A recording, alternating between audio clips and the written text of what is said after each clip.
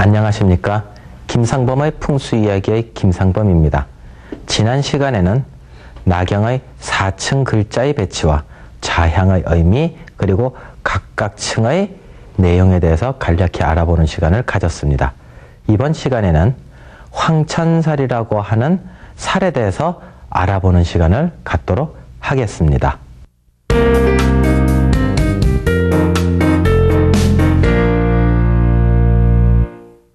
배철을 사용을 할 때는 황천살을 한번 점검을 해봐야 되는데, 자, 이 황천살은 말이 무시무시합니다. 황천 간다는 살입니다. 꼭 뭐가 그럴까? 우리가 황천살은 좀 잘 못 들어봤죠? 근데 이제 삼재다라는 소리는 또 좀 많이 들어보셨을 거예요. 삼재가 3년 동안 들어서 안 좋다. 근데 구체적으로 뭐가 삼재가 들어서 안 좋다? 그래서 무슨 일이 안 좋아진다? 이렇게까지는 생각을 잘 안 해줘. 무조건 삼재가 들으니까 3년 동안은 안 좋다. 이렇게 이야기하듯이 풍수에서도 황천살이다. 그러면 무조건 일단 나쁜 거예요.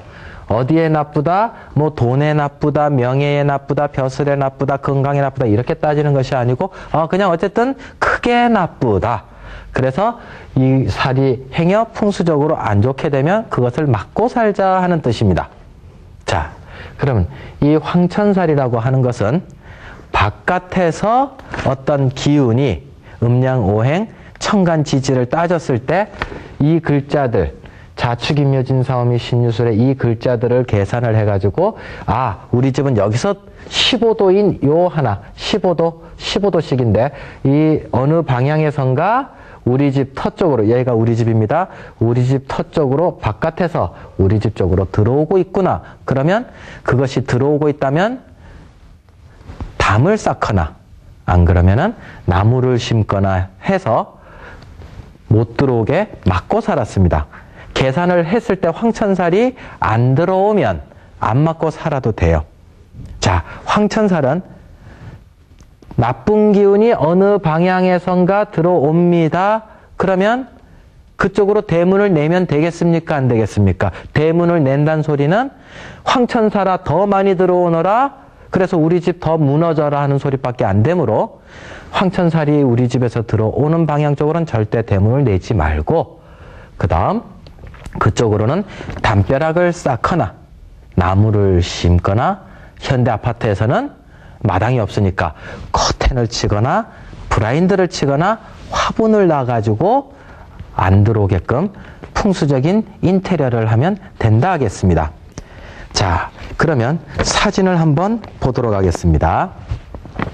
지금 이 사진은 창경궁의 그림이 그려져 있는 동골도라고 하는 그림입니다. 경복궁을 북궐이라고 이야기했고 그 다음 창덕궁과 창경궁을 합해서 동궐이라고 이야기를 했습니다. 그래서 동궐의 그림을 그린 그림을 동골도라고 이름을 하는데 그 중에서도 창경궁의 부분을 이제 화면에 놓은 것인데, 자, 창경궁이 여기 있습니다. 이만큼이 다 창경궁인데 그 중에서도 창경궁의 정전, 명전전이라고 하는 것이 이 건물입니다. 그리고 앞에 조종 신료들이 이 마당에 쭉 서서 정일품, 정이품, 정삼품 해서 정구품까지 이 마당에서 이제 어전회의를 큰 행사들을 하고 그 다음에 여기가 명정문입니다. 명정전, 명정문 이렇게 됩니다. 근데 여기서 명정전에서 패철을 가지고 계산을 하니까 황천살이 어느 방향으로 들어오더라? 이쪽 방향에서, 이쪽 위쪽 방향에서 이러고 황천살이 명전정 쪽으로 들어오고 있더라. 그래서 그러면은 그 황천살 들어오는 거를 좀 막아야 되겠구나 해서 돌담을 하나 세웁니다. 어느 돌담을 세우느냐면은 여기서부터 여기까지가, 지금 여기 문이 있죠? 이쪽에 여기서부터 여기까지 담을 세웁니다. 황천살이 이 방향에서 들어오므로 들어오지 말아라 하고 전혀 다른 건물과 왔다 갔다 할 일도 없는데 담을 하나 일부러 만들어서 황천사를 못 들어오게 막았던 것입니다. 자, 다음 사진을 한번 보도록 하겠습니다. 여기는 전라남도 담양군에 있는 소세원이라고 하는 아주 경치가 좋은 정자를 이름하고 있습니다. 소세원은 제가 저번 시간에 말씀드렸죠. 봉소형, 봉황이 둥지를 틀고 있는 형국이다라고 했습니다. 그래서 들어가는 길에 오동나무도 심어놓고 봉황이 둥지를 튼다는 오동나무도 심어놓고 봉황의 먹이가 되는 대나무도 들어가는 진입로에 많이 심어놨다고 했습니다. 그러면 이 소세원이라는 곳을 들어가서 보면 여기가 주 건물인 제월 땅입니다. 이 제월 땅에서 나침판 폐철을 가지고 황천살이 어디서 들어오는가 계산을 하니까 이쪽 부분에서 하나가 들어오는 것이 있고 여기에 이제 개천이 물이 흘러내리는 계곡이 이 앞으로 이제 개천이 이러고 흘러내려가는데 개천 윗부분 쪽에서 황천살이 들어오는구나 해서 여기에 개천 위로 담을 쌓아놨습니다. 황천살을 막기 위해서입니다. 그 다음 두 번째로 이쪽 건물 제월땅이라는 큰 건물에서 이쪽 방향으로 밑에 이 건물 쪽으로도 황천살이 들어온다 해서 필요도 없는 담들을 일부러 이렇게 딱 이 옆면에 쌓아 놓았습니다. 다음 사진을 한번 보겠습니다.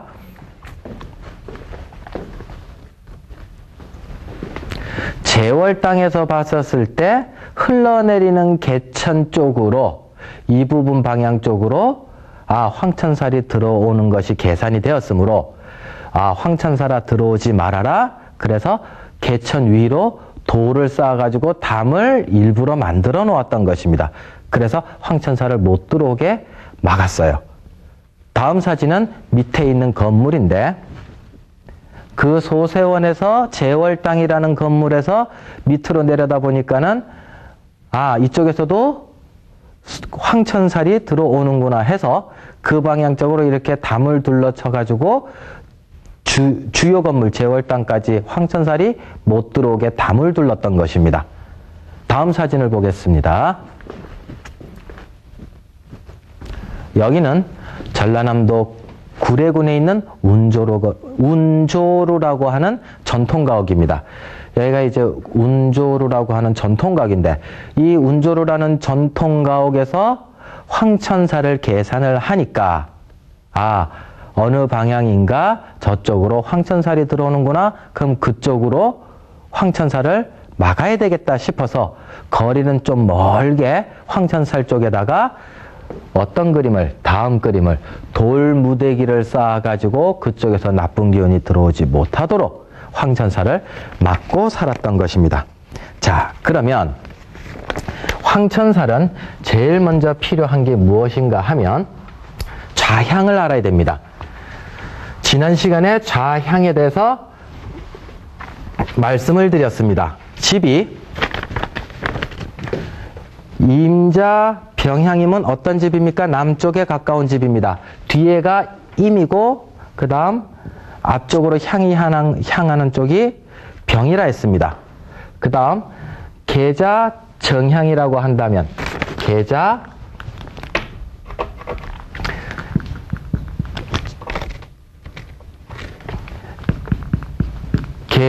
정향이라고 한다면 이쪽에서부터 정향 쪽으로 집이 향하고 있구나. 이렇게 이제 따져서 먼저 자기 집 아파트가 무슨 좌 무슨 향인가만을 먼저 알고 있어야 이제 황천살이 정해집니다. 맨 땅에서 아무것도 건축물이 없는 땅에서는 황천살이 정해지질 않고 대청마루가 어디로 향했느냐, 우리 아파트 베란다가 어디로 향했느냐가 정해진 다음에 황천살이 여기서 들어오겠구나, 저기서 들어오겠구나, 저기서 들어오겠구나 하는 것을 알게 되는 것입니다. 자, 그러면 맨 땅에서 아무것도 없는 터에서 알 수 있는 것은 뭡니까? 규봉이지요. 규봉하고 황천살하고는 달리 생각하셔야 됩니다.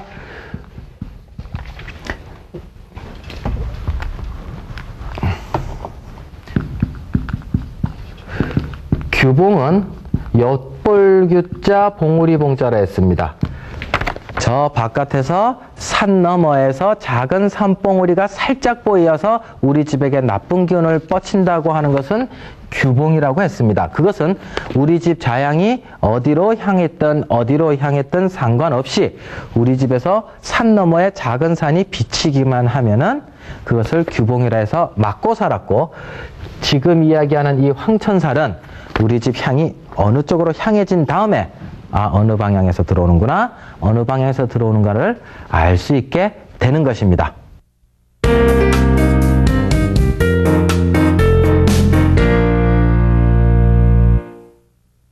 1층 황천살과 2층 황천살로 황천살은 두 개가 나눠집니다. 여기서 먼저 1층 황천살에 대해서 알아보도록 하겠습니다. 순서는 어떻게 보면 되느냐면, 먼저 그 집이 자향이 무슨 자 무슨 향인지 알고, 먼저 순서도부터 설명해 드리겠습니다. 그리고 얘를 여기 가서 설명을 하면 좀 더 알기 쉬우리라 봅니다. 먼저 그 집이 자향이 어떠한 집인지, 무슨 자 무슨 향인지를 제대로 관측을 하고, 그 다음 그 집에서 이 좌를 기준으로 1층까지 올라가서 무슨 어느 방향에서 황천살이 들어오는가 찾아보고, 그것을 다시 6층 가서 바람이 어떻게 들어오는가 찾아보고, 8층에 가서 물기운이 어떻게 들어오는가를 찾아보는 것이 1층 황천살 찾는 법입니다. 처음엔 조금 어려우실 거예요. 그렇지만 차근차근히 한번 가보도록 하겠습니다. 자, 예를 들어서 어떤 집이 있다. 그러면 그 집은 임자 병향집이다. 그러면은 지금 어떤 집이 되겠습니까? 동서남북 중에 임자 병향집이다. 그러면 임으로부터 시작해서 병자집으로, 아파트가 이 앞쪽이니까 임자 병향집이다. 그러면은 뒤에서 임 쪽에서 와서 병자 쪽으로 향하고 있는 집이 됩니다. 그럼 그랬을 때 여기에서 필요한 거는 어디로 가라 했습니까? 좌를 기준해서 1층을 간다 했습니다. 좌를 기준해서 임자 이쪽을 기준해서 1층까지 가라고 했습니다. 1층까지. 자, 그러면 임자 병향에서 이 4층입니다. 4층에서 3층, 2층, 1층까지 오니까 무슨 글자가 있습니까? 진자라고 하는 글자가 있습니다. 진 방향에서 황천살이 들어오고 있구나. 이렇게 생각하시는 거예요. 진 방향에서 1층까지 가니까 진이라는 글자가 있었어요. 그럼 진 방향에서 황천살이 들어오는데 6층에서 진을 찾아서 또 8층에서 진을 찾아서 이쪽은 풍살이 들어오는지 보고 이쪽은 수살이 들어오는지 보면 되는 것입니다. 자, 그러면 진이라고 하는 글자 방향이 이 6층이 여기 있습니다. 요 원이 이제 6층입니다. 여기서 진자를 찾아보는 거예요. 진이 어디 있느냐? 이쪽에 진이 있습니다.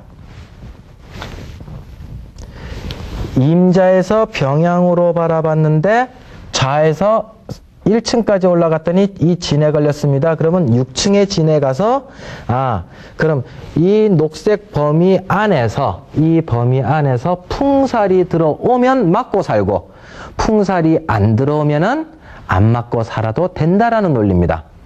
그럼 여기에서 이 풍살은 도대체 무엇이냐 하면 바람이 들어오는 것을 풍살이라고 합니다. 그럼 요 15도 범위 내에서 바람이 들어온다. 무슨 말이냐? 산과 산 사이에 골짜기가, 이 골짜기가 하필이면 이 범위가 돼서 요 사이에서 산과 산 사이에 골짜기가 이 범위 내에서 걸리게 되면 바람이 이쪽에서 들어오게 됐죠.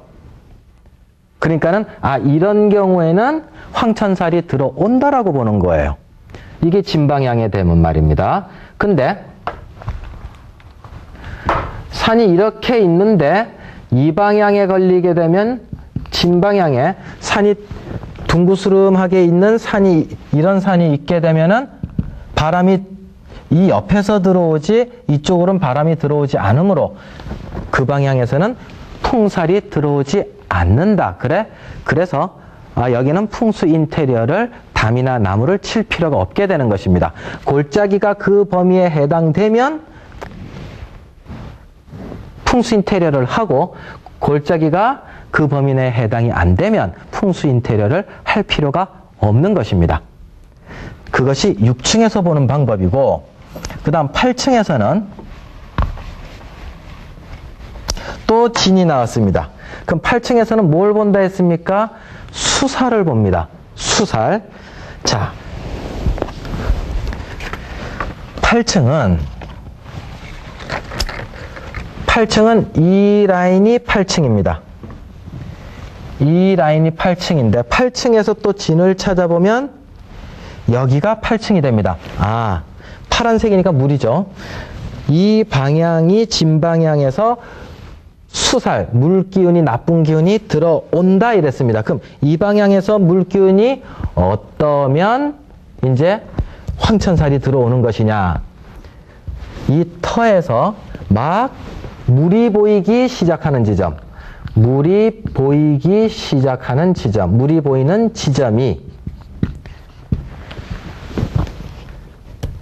이 방향에서 막 물줄기가 흘러내려오다가 여기서부터 물줄기가 이제 막 보이기 시작을 하면은 황천살이 들어오는 거예요.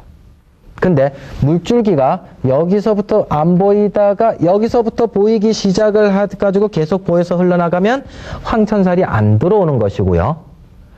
또 물줄기가 계속 안 보이다가 여기서부터 물줄기가 보이기 시작해서 나가면 그것도 황천살이 안 걸리는 것입니다.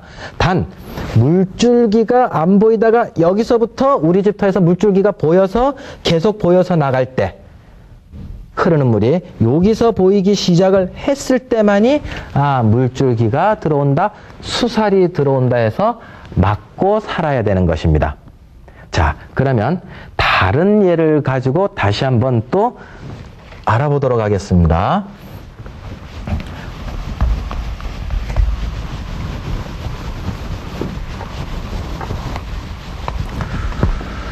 자,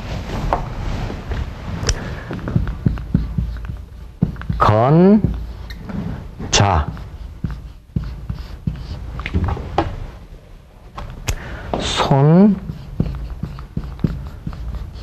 손향이라고 하는 건축물이 있습니다.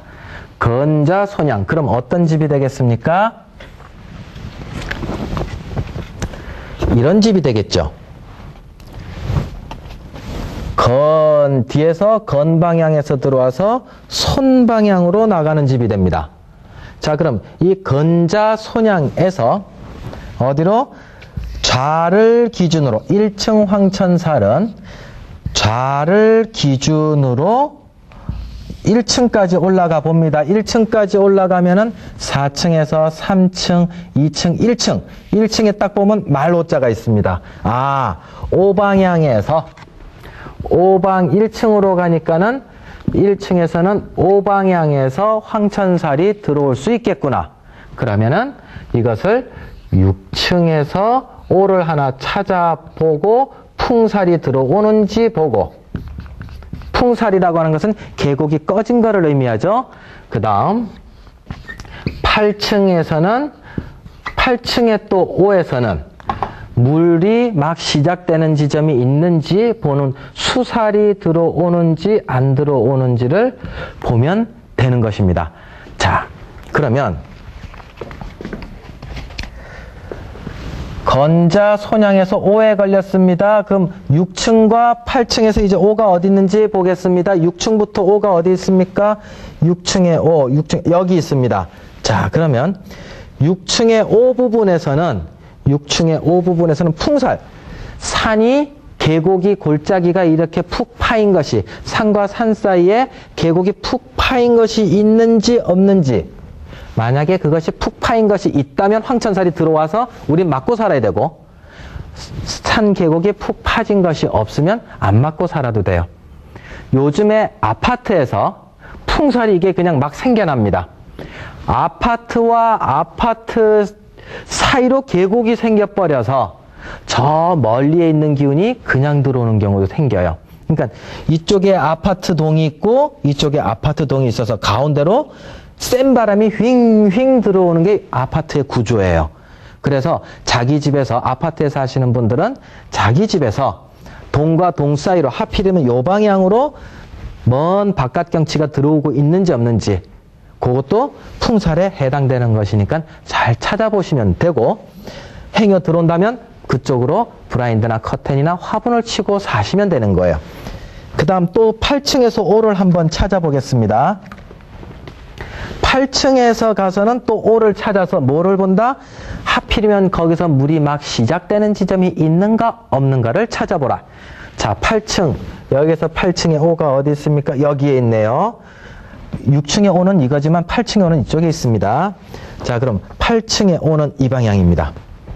그럼 이 방향에서 이제 행여 물이 우리 집에서는 안 보이다가 물이 막 시작되는 지점이 여기서부터 보여서 흘러나가기 시작을 하면 이제 수살, 물줄기에 나쁜 기운이 들어온다고 보는 거예요. 그걸 황천살이라고 하죠. 그래서 물줄기가 안 보이다가 여기서부터 그냥 보이기 시작을 한다거나 이랬을 때는 막고 살아야 되는 거예요. 다시 한번 이쪽에서 물줄기가 안 보이다가 여기서부터 물줄기가 보이면 안 해도 되죠. 또 물줄기가 안 보이다가 여기서부터 보이기 시작을 해도 안 해도 되죠. 단 하나 물줄기가 안 보이다가 여기서부터 물줄기가 보이기 시작을 하면은 그때서부터는 황천살에 걸린다고 보는 것입니다. 그러면 또 맞고 살면 돼요. 그러면 최소한 1층 황천살을 공부할 때는 뭐다? 먼저 좌와 향을 따져서 그 중에 좌를 기준으로 해서 이 글자를 찾습니다. 그 다음에 1층까지 가서 그 1층의 글자가 건 위에 이게 글자가 무슨 글자다? 오다. 그러면 5방향 6층 가서 풍살 찾고 8층 가서 수살을 찾아서 황천살이 들어오는지 안 들어오는지를 보면 된다 하겠습니다.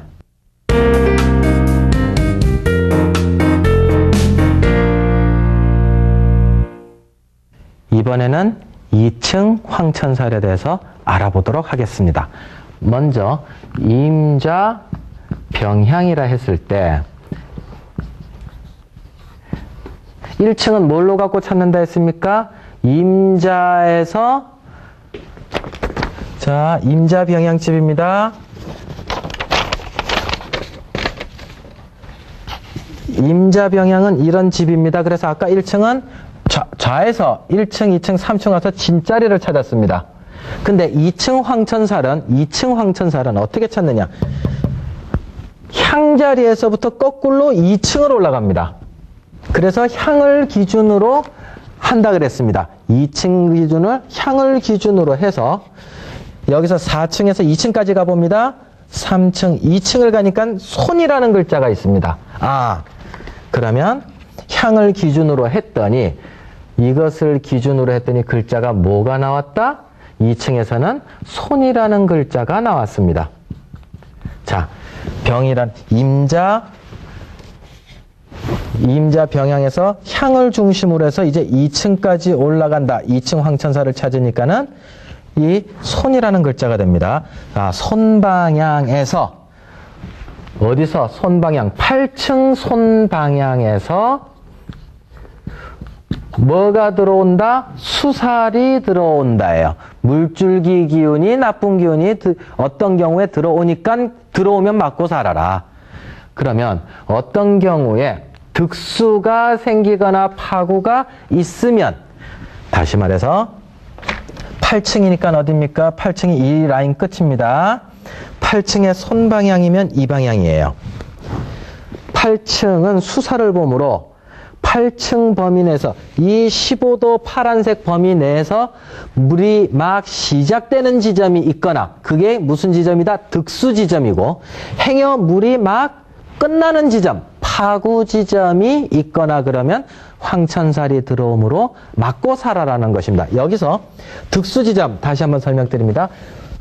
우리 집 터에서 제일 가까운 물줄기가 안 보이다가 하필이면 요 방향서부터 요 범위 내에서 물이 보이기 시작을 하면 황천살이 들어오는 거예요. 물이 막 시작되는 지점이 있으면 보이는 거예요. 또 파구 지점은 뭡니까? 파구는 물이 막 우리 집터에서 물줄기가 끝나서 안 보이는 지점이거든요. 물줄기가 만약에 이쪽에서 오다가 우리 집 앞에 이렇게 잘 흐르다가 여기 범위 내에서 물줄기가 이제 안 보이고 딴 데로 흘러나가고 여기서 안 보이면 이 지점이 파구인 지점이거든요. 물줄기가 끝나는 지점. 하필이면 그 파구인 지점이 이 범위 내에 있으면 황천살이 들어온다고 하는 것입니다. 그러면 맞고 살아야 되는 거예요. 그래서 1층 황천살보단 조금은 쉽지만 여기서 봐야 되는 건 뭐다? 물줄기가 시작되는 지점이 하필이면 그 지점에서 시작이 되나, 물줄기가 끝나는 지점이 하필이면 그 지점에서 시작이 되나 하는 것을 살펴보면 된다겠습니다. 자, 그러면 또 하나 예를 들어 보겠습니다. 건자손향, 아까 했던 건자,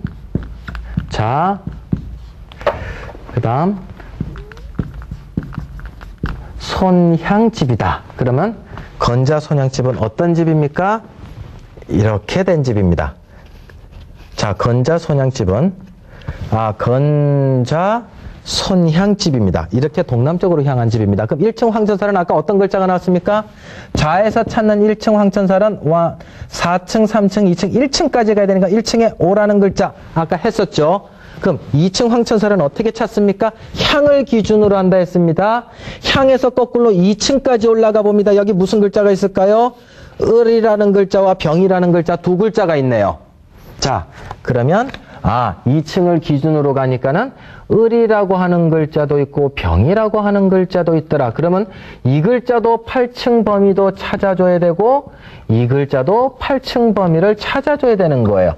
이 터는 건자손향집은 이걸 기준으로 찾아보니까 두 글자가 나온 거예요. 둘 쪽 다 없애야 되는 거예요. 그래서 그러면 을의 8층 부분 중에서 을이 어디 있습니까? 여기 을이 있습니다. 그러면 우리 집터에서 을방향 쪽으로 이렇게 파란 범위 내에서 수살이 들어오는지, 물이 막 안 보이다가 보이는 지점, 득수 지점이 있으면 맞고, 커튼으로 맞고, 나무로 맞고, 담으로 맞고, 대문을 내면 안 되고, 그 다음 이쪽에서 물이 막 하필이면 끝나서 이제 물줄기가 안 보이는 지점이다. 파구 지점이다. 그럼 그것도 막아라. 그럼 여기 한 군데만 막으면 되느냐? 병도 있었죠.